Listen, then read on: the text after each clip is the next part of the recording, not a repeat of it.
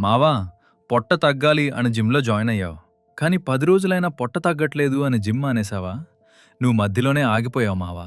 ఎందుకంటే మన బాడీలో ఫ్యాట్ ఒక్కచోటే కరగదు. చేతుల్లో కొంచెం, ముఖంలో కొంచెం, చెస్ట్‌లో కొంచెం. లాస్ట్‌గా కరిగేదెక్కడో తెలుసా? పొట్ట దగ్గర. ఎందుకంటే మన బాడీకి పొట్ట దగ్గర ఫ్యాట్ అంటే ఎమర్జెన్సీ ఎనర్జీ స్టోర్.